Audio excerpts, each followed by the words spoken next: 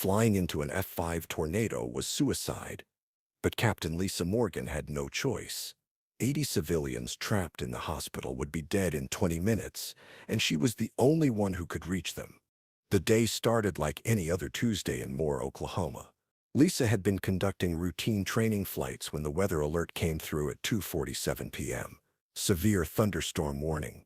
Possible tornado development. All aircraft grounded immediately. But this wasn't going to be just another tornado warning.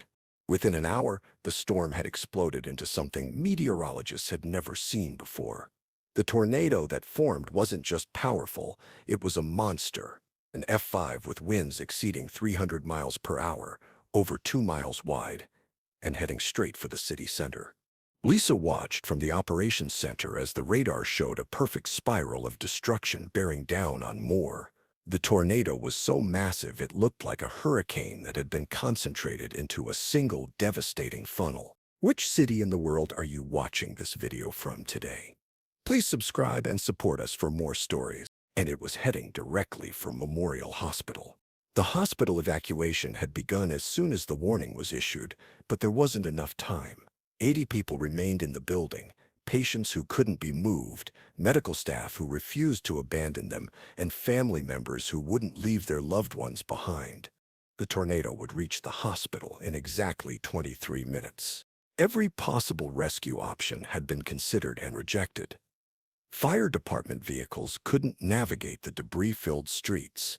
Military ground units were blocked by downed power lines and overturned cars. Fixed-wing aircraft couldn't land in the chaos of the storm. That left helicopters. But no helicopter could fly in an F5 tornado. The wind speeds alone would tear any aircraft apart before it could get within a mile of the hospital. It was meteorological and mechanical suicide. "It's impossible," said Colonel Barnes, the base commander, as he studied the radar images. "No aircraft can survive those conditions." Lisa stared at the screen showing the tornado's path. In her mind, she calculated wind speeds, aircraft tolerances, and flight dynamics. Everything the colonel said was true. It was impossible. But 80 people were going to die if someone didn't try. "I can do it," Lisa said quietly. The entire operations center turned to look at her. Captain Lisa Morgan, age 29, had been flying helicopters for 8 years. She had logged more hours in severe weather than any pilot on the base. If anyone could attempt the impossible, it was her. "Captain, you'd be flying directly into the tornado," Colonel Barnes explained, as if she didn't understand. "The wind shear alone would destroy any helicopter before you got close." Lisa had already thought about that. "Not if I fly through the eye." Silence filled the room. Flying through the eye of a tornado was theoretically possible, but it had never been attempted. The eye wall, the cylinder of rotating air surrounding the calm center, was where wind speeds reached their maximum. Crossing that barrier would subject the helicopter to forces that exceeded its design limitations. But inside the eye, there would be relatively calm air. "The eye is only about 200 yards wide," the meteorologist pointed out. "You'd have to hit it perfectly, and even then, you'd only have minutes before the eye wall moved away from the hospital." Lisa was already calculating the approach vector. "How long until the eye reaches the hospital?" 18 minutes. 18 minutes to prepare for a flight that aviation experts would later call either the most brilliant or most insane maneuver in helicopter history. Lisa ran to the hangar, where her UH-60 Blackhawk was parked. The helicopter was designed for combat operations, with reinforced rotors and engines that could handle severe conditions. If any aircraft could survive an F5 tornado, it would be this one. But survival was still unlikely. She conducted her pre-flight inspection in record time, checking every system that might fail under the extreme stress of tornado-force winds. The rotor blades were secured with additional pins. The engine intakes were cleared of any debris that could cause catastrophic failure. Most importantly, Lisa adjusted the fuel load. She removed every unnecessary pound of weight to give the helicopter maximum maneuverability in the violent air currents she was about to encounter. "Lisa, you don't have to do this," called Chief Warrant Officer Rodriguez, her closest friend on the base. "Nobody expects you to attempt the impossible." Lisa paused for a moment, considering the weight of what she was about to attempt.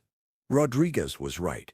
Nobody would blame her for refusing a mission that was essentially guaranteed suicide. But she thought about the 80 people in that hospital.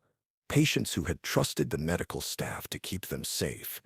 Doctors and nurses who had stayed behind because their patients couldn't be moved. Families who refused to abandon their loved ones. "Yes, I do," Lisa replied, and climbed into the cockpit. The flight to the Tornado took 12 minutes. Lisa had to navigate around the outer bands of the storm, where wind speeds were already approaching dangerous levels. The helicopter shuddered and bounced as it encountered the turbulent air surrounding the main funnel. Through her windscreen, Lisa could see the tornado itself. It was more terrifying than any weather phenomenon she had ever witnessed. The funnel was so wide, it filled her entire field of vision, a writhing column of destruction that seemed to touch both the ground and the clouds simultaneously. And she was going to fly into it. At 3 miles from the tornado, Lisa began her approach to the eye. This was the most critical part of the flight. She had to time her entry perfectly to hit the narrow column of calm air at the center of the storm. The outer edge of the tornado caught the helicopter like a giant fist. Lisa felt the aircraft lurch sideways as 200-mile-per-hour winds grabbed the rotor blades and tried to tear them from their mounts. Every gauge in the cockpit went red as systems approached their failure points. The noise was indescribable. The combination of wind, debris, impact, and rotor strain created a cacophony that made communication with the ground impossible. Lisa was completely alone in the maelstrom. She fought the controls as the helicopter was buffeted by winds that changed direction and intensity every second. The aircraft rolled and pitched in ways that would have disoriented most pilots, but Lisa's years of severe weather flying kept her oriented despite the chaos. And then, suddenly, everything went quiet. She had reached the eye. The contrast was startling. After minutes of violent turbulence and deafening noise, Lisa found herself flying through air that was almost perfectly calm. Above her, she could see blue sky.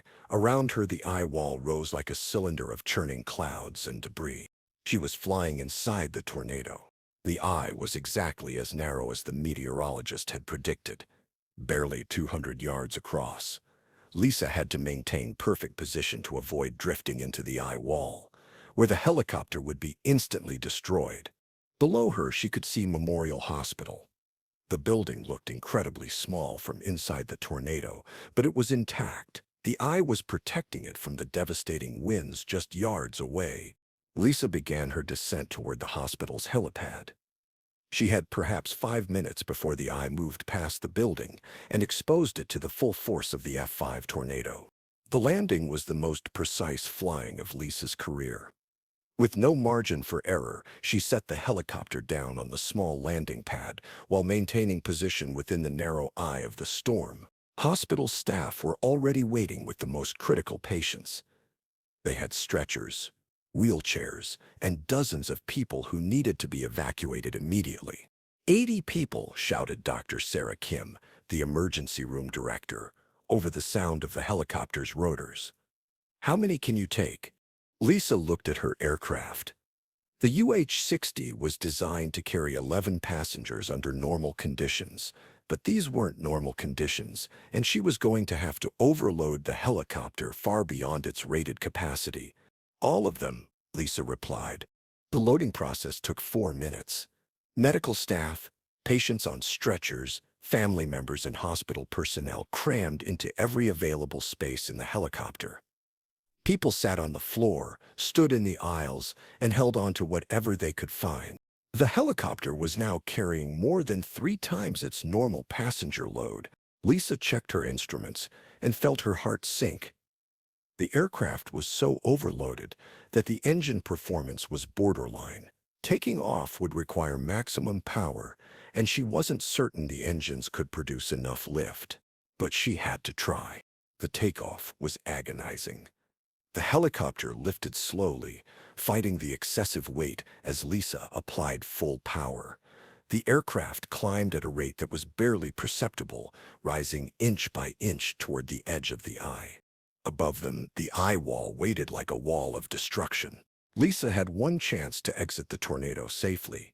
She had to climb high enough to clear the debris field, then accelerate through the eye wall at exactly the right angle to minimize the time spent in the violent winds. At 500 feet above the hospital, Lisa began her exit maneuver. She pointed the helicopter toward the thinnest part of the eye wall and increased speed as much as the overloaded aircraft would allow. The re-entry into the tornado's winds was like hitting a concrete wall. The helicopter was instantly caught by 300-mile-per-hour winds that tried to flip it upside down and tear it apart. With 80 people aboard, any loss of control would be catastrophic. Lisa felt the aircraft shuddering as structural limits were exceeded. Warning lights flashed across her instrument panel as systems began failing under the extreme stress. The rotor blades were flexing so much she could see them bending through the windscreen. But the helicopter held together. For 90 seconds that felt like an eternity, Lisa fought the controls as the tornado tried to destroy her aircraft. The passengers in the back were thrown around despite their restraints, but the medical staff worked to keep everyone secure. And then, gradually, the winds began to decrease. They were through. Lisa had successfully flown a heavily overloaded helicopter through an F5 tornado and evacuated 80 people from certain death. She had accomplished something that aviation experts had declared impossible. The landing at Moore Regional Airport was met by ambulances, media crews, and meteorologists who couldn't believe what they had just witnessed. Lisa had not only survived flying through an F5 tornado, she had saved 80 lives in the process. The hospital she had evacuated was completely destroyed by the tornado 3 minutes after her departure. If she had waited or if the mission had taken any longer, everyone would have died. The rescue operation was later studied by aviation specialists, meteorologists, and military tacticians who wanted to understand how such an impossible mission had succeeded. Lisa's flight became a case study in extreme weather flying and emergency rescue operations. The helicopter she had flown sustained damage that required months of repairs. But it was repairable. The rotor blades had been stressed beyond their normal limits, the engines had been overworked, and several systems had failed during the flight. But it had held together long enough to save 80 lives. Lisa received numerous awards for her heroism, including the Distinguished Flying Cross and recognition from civilian aviation organizations. But she insisted that the real heroes were the medical staff who had stayed with their patients and the passengers who had trusted her to fly them through impossible conditions. The F5 tornado that struck Moore was later classified as one of the most powerful storms ever recorded. Wind speeds reached 302 miles per hour, making it one of only a handful of F5 tornadoes in meteorological history. Lisa Morgan had flown through weather conditions that were beyond the survival limits of any aircraft, and she had done it while carrying 80 people who depended on her skill and determination. Years later, when asked about the flight, Lisa would say that she hadn't thought about the impossibility of what she was attempting. She had simply focused on the people who needed help and found a way to reach them. The 20 minutes between the tornado warning and the hospital evacuation had required Lisa to make decisions that redefined what was possible in aviation. Her flight through the F5 tornado became legendary among pilots who understood that sometimes the impossible becomes possible when lives depend on someone being willing to try.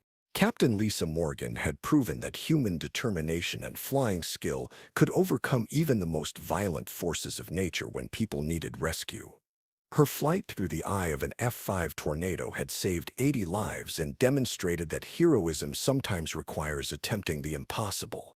The tornado that was supposed to be unsurvivable had been conquered by a pilot who refused to accept that some people couldn't be saved.